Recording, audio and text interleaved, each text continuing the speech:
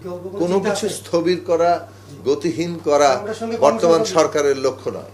বর্তমান সরকারের লক্ষ্য হচ্ছে গতিটা বজায় থাকবে, এর মধ্যেই পর্যালোচনাও চলবে এবং আমাদের প্রয়োজনীয় যে সংশোধন পরিমার্জনের মধ্য দিয়ে আমরা এগোতে থাকব। বিশ্বের নানা প্রান্ত থেকে রেমিটেন্স লেনদেনে নগদ নিয়ে এলো হার না মানা হার অফার। সর্বনিম্ন 10,000 টাকার রেমিটেন্স নগদে পাঠালে থাকছে স্বর্ণের হার জেতার সুযোগ। আমাদের দীর্ঘ যে গণতান্ত্রিক সংগ্রাম এবং বিশেষভাবে ফ্যাসিবাদের বিরুদ্ধে আমাদের যে লড়াই, আমাদের মুক্তিযুদ্ধের আকাঙ্ক্ষায় যে ধরনের রাষ্ট্র, সমাজ, অর্থনীতি তৈরি হওয়ার কথা, সেটা তো অর্জিত হয়নি বলেই আমাদের এই আবারও রক্ত দিতে হয়েছে। ফলে ফ্যাসিবাদ বিরোধী লড়াই এবং সবশেষে গণ অভ্যুত্থানের মধ্য দিয়ে আমাদের যে শহীদদের আকাঙ্ক্ষা তৈরি হয়েছে, হাজারো যোদ্ধার আকাঙ্ক্ষা তৈরি হয়েছে, সারা দেশবাসীর আকাঙ্ক্ষা তৈরি হয়েছে একটা বৈষম্যহীন বাংলাদেশ তৈরি করা এবং সবার আগে বাংলাদেশকে আমাদের গুরুত্বের মধ্যে রাখা, এই দেশের মানুষের জীবনে গুণগত পরিবর্তন আনা, এই দেশের শাসন ব্যবস্থায় গুণগত পরিবর্তন আনা এবং মানে আবশ্যিকভাবে অর্থনীতি, সমাজ, সংস্কৃতি সর্বত্র যাতে আমাদের পরিবর্তনের একটা প্রভাব পড়ে, সেইটাকে লক্ষ্য হিসেবে সামনে রেখে আমাদেরকে পরিকল্পনা সাজাতে হবে। যদি পরিকল্পনা ঠিকঠাক থাকে তাহলে বাস্তবায়নটা অনেক সহজ হয়ে ওঠে এবং সেইটা আমরা কাঙ্ক্ষিত জায়গায় পৌঁছানোটা সহজ হয়।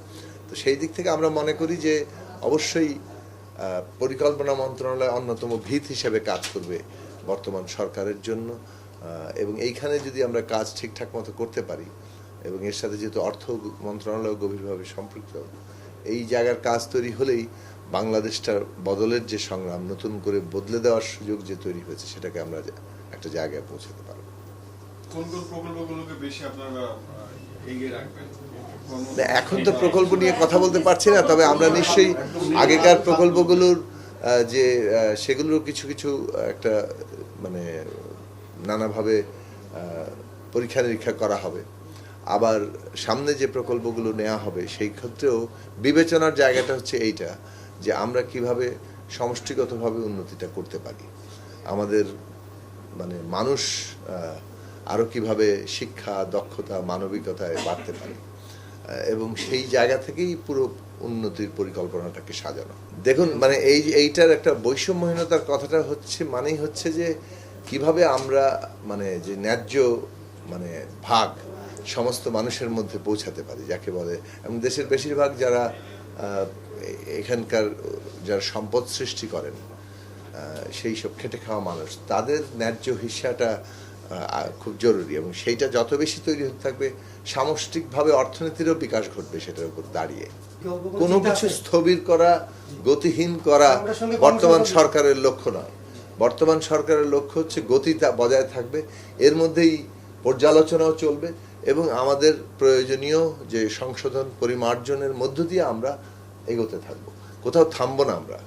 আসলে এই বিষয়ে এখনো কথা বলার মতো সময় হয়নি। আমরা মাত্র প্রাথমিকভাবে বাজেট বিষয়ে একটা কিভাবে বাজেট হবে তার নিয়ে একটা প্রাথমিক বৈঠক হয়েছে।